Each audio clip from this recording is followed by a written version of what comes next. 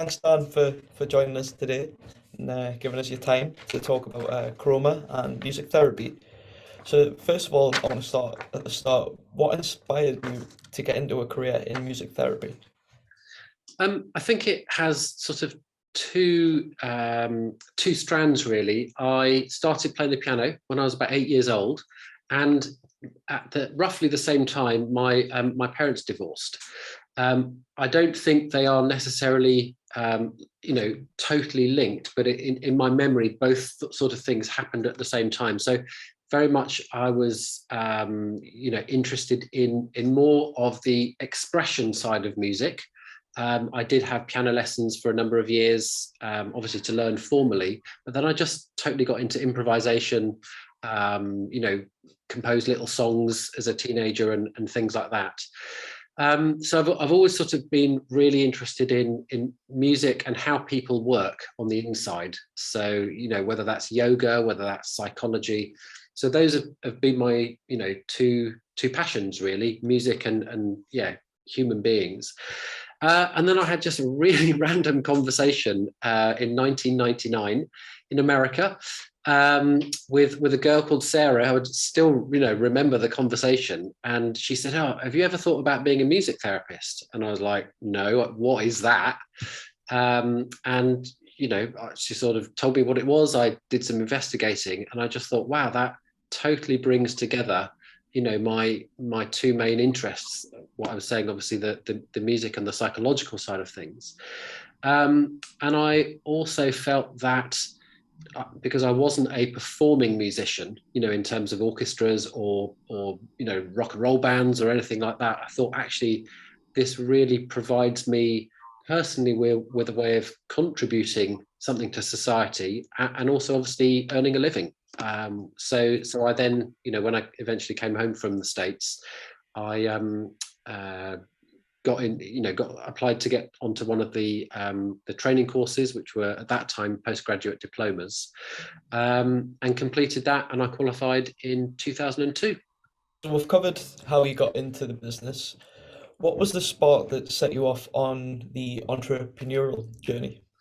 Yeah. So again, I think it's partly who I am, my personality, and I think that obviously comes from upbringing and adversity and things that happen to you. So again, without wanting to overdo, the impact of parents' divorce, I think I already had quite an independent streak, but something that I took from that that I think I've transformed probably into quite a positive thing is you're on your own now. You've got to do this by yourself. That was something that my 8-year-old self thought, oh my God, my world's fallen apart. I've now got to do this. So I've always been, someone who just gets stuff underway, self-starter, that sort of thing, whether you call it an entrepreneur. Can you just give, for anyone that might not be familiar with it, what neurological music therapy is in a nutshell and what conditions it's applicable to? Yeah, so neurologic music therapy, essentially NMT, that's the sort of the phrase NMT, started in America about 20 years ago, and its background is in Parkinson's, and initially the researchers were interested in the link between rhythm and movement. So essentially they were working with people with Parkinson's to help them to walk again, or walk more effectively, I should say. So they were essentially playing an external rhythm. So, that's an external rhythm, and watching how the people with Parkinson's, how they're walking, how their gait was changing for the better, because the rhythm was enabling their sensory motor system, their movement system to work more effectively. Neurologic music therapy looks at the brain's non-musical response to musical stimuli. So whether that is rhythm, whether that is melody, it could be obviously melody and rhythm together. And it breaks it down into things that are going to be helpful for cognitive and executive functions, memory, attention span, those sort of things. you know, the sensory motor side of things, upper limb, fine motor control, obviously walking, and then outcomes linked to speech and language. So it's, you know, NMT has got a really strong research base, and the clinical practice is all around the world. There are thousands of music therapists all around the world using NMT as a particular, you know, particular toolkit that they can use. And then, you know, we also, within our neurologic work, can clearly support patients and clients with the psychological side of how they present post-injury, which is often the first thing that we would do. So it's about trying to deal with low mood, anxiety, depression. You know, why me? I was just walking down, you know, the road and I just got run over, you know, car mounted the pavement. Why me? It's so random. So those sort of things are a part of what we would also help with. And then obviously NMT is the functional side of things. Next year it'll have been 10 years since you started up Chroma. What have been the toughest challenges you've faced along the way? Oh, I think so that the most recent one was obviously COVID, and you know, honestly, 95% of our work happens in schools or in healthcare settings. So on the 23rd of March 2020, when you know, the Prime Minister announced that first lockdown, literally every piece of work that we had underway stopped, because there were all the venues, all the, you know, locations were just closed overnight. So that first month still gives me chills, because we were, you know, looking at the sort of the end of Chroma, if we weren't able to find a way of working. So that's been a huge challenge. We actually moved a lot of our work online, and then obviously, you know, as things opened up within the country, you know, we were able to go back into settings.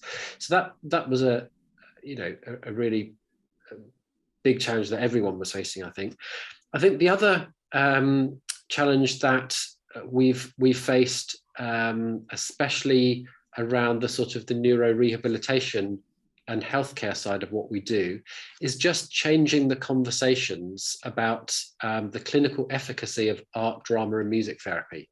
You know, I spent the first 5 years, first 6 years, literally just, you know, talking to anyone about anyone involved in the sort of the neuro rehab area about what we did and why it was going to be clinically successful and why patients really wanted to engage in it.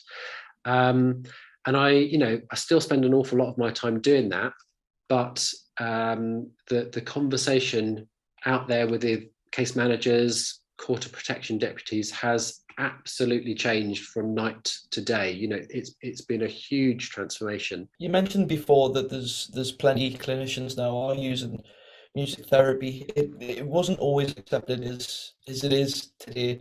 How have you seen attitudes and acceptance evolve among clinicians over the years?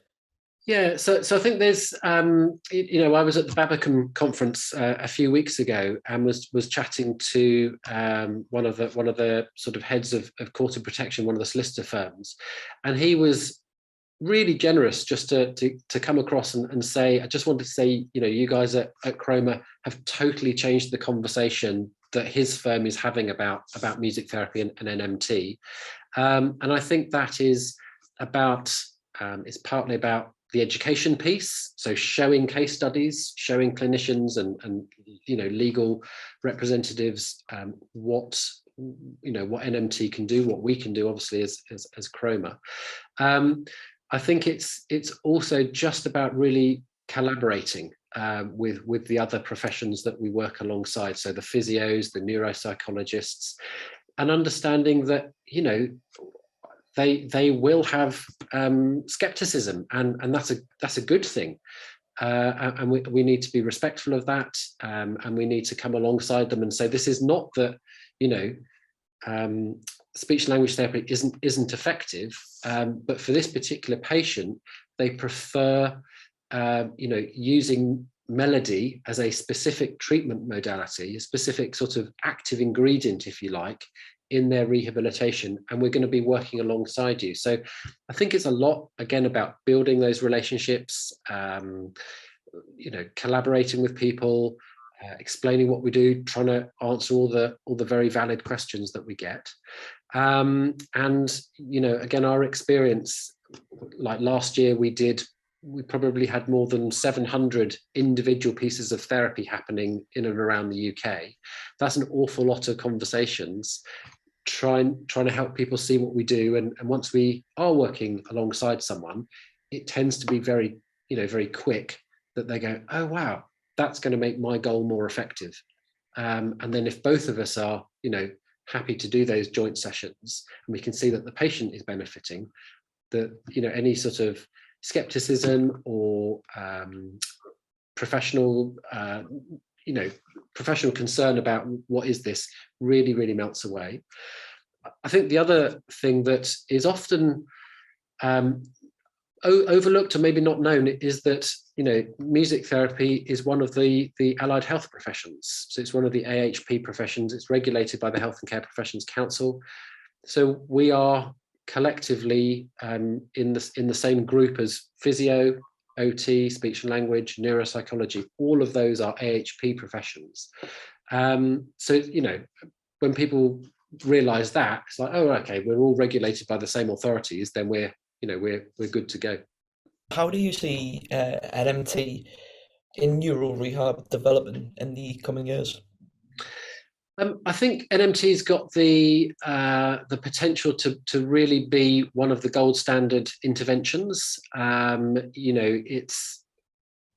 It's used with hospitals in this country, around the world. Really some of the world-class leading hospitals. So, for example, in this country, the Wellington Hospital and the Portland Hospital in London, both absolutely world-class private healthcare. And we've had the pleasure of working with them over the last 7 years on a full-time basis. So, we're fully embedded into all of what they do. This is not a bit of music, just happened to be in the reception area and there's some music playing. This is a core part of their medical treatment model.